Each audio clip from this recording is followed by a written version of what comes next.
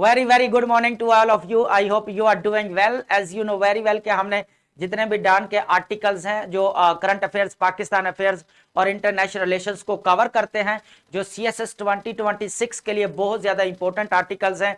Specifically हम जो ज्यादा फोकस है हमारा वो मलीहा लोधी के आर्टिकल्स है। उसके साथ साथ हम डेली बेसिस के ऊपर डान न्यूज का जो है वो एनालिसिस करते हैं, और जो भी हमारे topic related, current affair related issues है, कोई कह ले के कोई प्रॉब्लम्स है, जितने भी टॉपिक्स हैं वो हम जो है डिस्कस करते हैं, जो नेशनल लेवल के ऊपर होते हैं या रीजनल लेवल के ऊपर है, चाहे ग्लोबल लेवल के ऊपर है। जितनी भी डेवलपमेंट्स हो रही हैं रीजनल लेवल पे हो रही हैं, ब्रिक्स को लेके जितनी भी वॉर्स लगी हुई हैं दुनिया के अंदर, उनको लेकर जो डिस्कशंस होती है आर्टिकल्स के अंदर, वो हम लेकर आए हैं। वो बहुत इंपॉर्टेंट आर्टिकल्स है। उसके अंदर इंपॉर्टेंट स्टेटमेंट्स हैं जो आप अपने नोट्स जो है वो बनाते हैं तो उसमें नोट करते जाइए। उसके साथ साथ इंग्लिश वोकैबुलरी की जो लिस्ट जो है वो लास्ट में दे दी जाती है।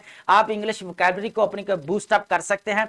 उसके साथ साथ अगर मैं बात करूं तो जो मलीहा लोधी के आर्टिकल्स हैं 2025 के, जितने भी आर्टिकल्स उन्होंने लिखे हैं नेशनल लेवल को लेकर, रीजनल लेवल और ग्लोबल लेवल के ऊपर जितने भी डेवलपमेंट्स हो रही हैं, ठीक है, उसके बाद जितनी भी वॉर्स हो रही हैं उनके ऊपर जो उन्होंने आर्टिकल्स लिखे हैं, जितने भी कह लें कि वर्ल्ड पावर कंट्रीज हैं उनके जो कह लें कि जो फॉरेन पॉलिसीज है उनके ऊपर भी उन्होंने काफी जो है वो एग्जामिन किए हैं चीजों।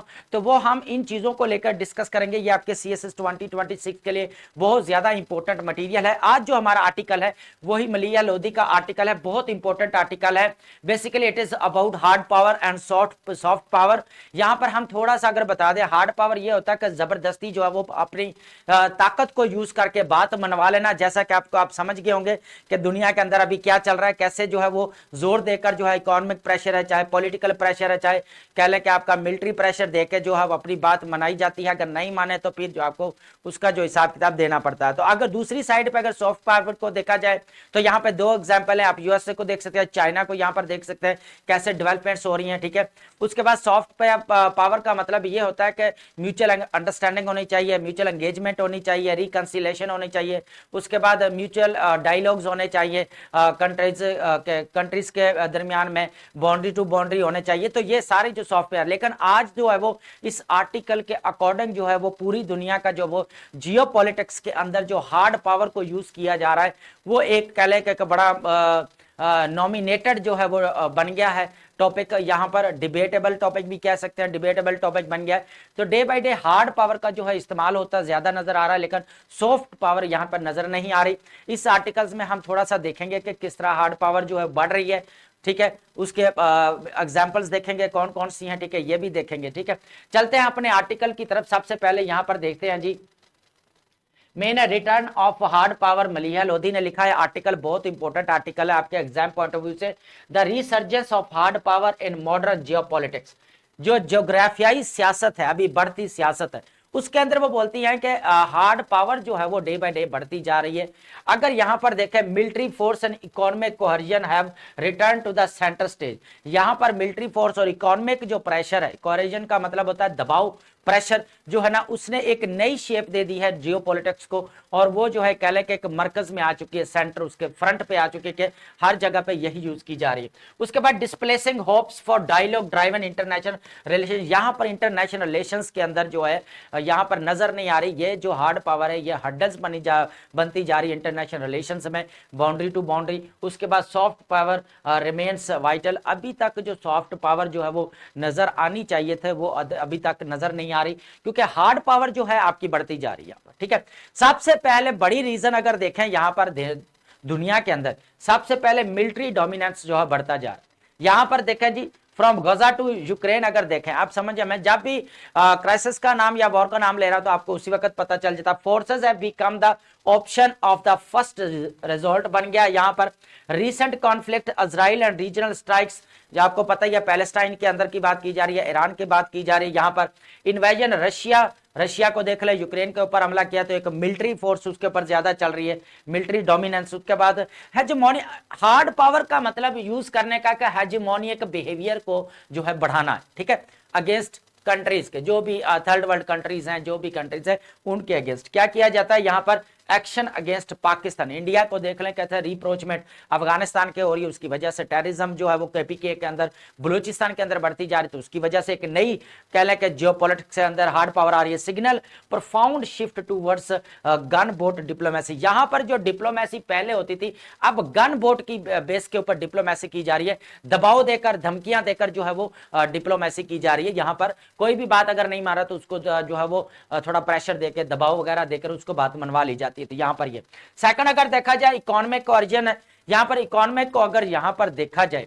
इकोनॉमिक ये बहुत ही इंपॉर्टेंट चीज है यहां पर कि Trump tariff war epitomise hard power economics जितने भी हैं, आपको पता चल गया कि जितने भी यूएस की तरफ से टैरिफ्स लगाए जाते हैं, यहां पर देखें कि आपके जो ट्रेड वॉर है वो डे बाय डे बढ़ती है। Trading partners, allies and adversaries like US से तकरीबन तमाम मुल्कों के ऊपर जो है वो टैरिफ अपने बढ़ा रहा है डे बाय डे। उसके बाद अगर देखा यहाँ पर punitive design to extract concessions throughout threat rather than negotiation.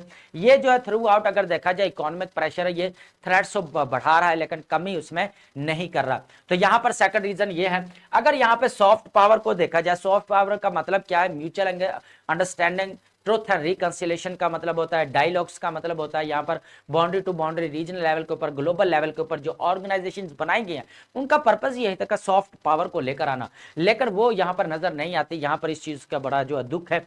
यहाँ पर देखें डिस्पाइट हार्ड पावर सर्च, यहां तक कि हार्ड पावर बढ़ने के बावजूद अगर चाइना देखें बेल्ट इनिशिएटिव रोड जो इसका प्रोजेक्ट है उसने 150 कंट्रीज को जो है आपस में कनेक्ट करने वाला है। तो यहां पर इसने भी तो सॉफ्ट पावर का यूज करते हुए इकोनॉमी के ऊपर फोकस किया, अपने फौजी कह ले मिलिट्री स्ट्रेटेजी के ऊपर ज्यादा फोकस किया, उसको इनहेंस कर रहा है डे बाय डे। ठीक है, आज देख ले कि आपका 9 पॉइंट तकरीबन ऑलमोस्ट $9 ट्रिलियन जो जीडीपी है वो चाइना की है। ठीक है, तो इसने सॉफ्टवेयर पावर का जो वो किया है ना, तो अगर किसी के पास पावर है तो उसको बजाय के अपनी प्रेशर या यूज करने के बजाय उसको अपनी तरफ अट्रैक्ट करना चाहिए। क्या करना चाहिए? इंप्रेस करना चाहिए, लोगों को कन्विंस करना चाहिए। अट्रैक्शन अपनी तरफ ज्यादा बढ़ती तो उससे जो रिलेशन ज्यादा जो है वो स्ट्रांग होते हैं। तो ये इस आर्टिकल्स के अंदर लिखा गया। यहां पर सॉफ्ट पावर रैंकिंग प्रूव्स, यहां पर जो चाइना है, चाइना दुनिया के अंदर सेकंड नंबर पर आ गया सॉफ्ट पावर इंडेक्स रेट के अंदर, रैंक के अंदर इसको देखा जाए तो ये सेकंड नंबर जो है वो चाइना का है यहां पर। तो यहां पर आप चलते हैं, हमारा नेक्स्ट यहां पर है जी हॉप्सियन थ्रेट। यहां पर अगर देखें हॉप्सियन थ्रेट जो है ना वो बढ़ता है। यह हॉप्सियन थ्रेट ये international law crumbles of powerful states act as a impunity. यहां तक कि जो बड़ी पावर्स है वो तो छूट जाती है, बरी हो जाती है, लेकिन वो दूसरों के खिलाफ पावर तो यूज के ग्लोबल डिफेंस स्पेंडिंग है। यहां पर एक बड़ी बात है कि दुनिया के अंदर अभी जितना मिलिट्री के ऊपर पैसे लगाए जा रहे हैं ना, अपने डिफेंस के ऊपर पैसे बहुत ज्यादा लगाए जा रहे हैं। पता नहीं, ऐसे लग रहा है जैसे कोई वर्ल्ड वॉर 3 की तरफ जो है वो शिफ्टिंग हो रही है। ऐसा कुछ भी नहीं है, लेकिन ये है कि जो डिफेंस के ऊपर पैसे खर्च जो किए जा रहे हैं, एक्सपेंसेस डे बाय डे बढ़ाए जा रहे हैं, ये क्या मतलब इसके अंदर हो सकता है कि ऑब्वियसली बात है वॉर सी स्टार्ट हो रही है दुनिया के अंदर। देख ले हर खिते में वॉर लगी हुई है आपकी। यहां पर देखें reflective nation conviction that military might essential for survival and increasingly law less order. अब जितने भी लॉ कानूनियत बढ़ रही है डे बाय डे, आपको पता है ऑप्शन लॉ लेसनेस हो रही है। यहाँ पर फौजी मिलिट्री को जो वो ज्यादा फोकस किया जा रहा है, डिफेंस के ऊपर ज्यादा जो है वो कह लें कि एक्सपेंसेस बढ़ाए जा रहे हैं, पैसे ज्यादा लगाए जा रहे हैं उनके ऊपर। उसके बाद why software soft power still counts अभी भी क्यों कहिए।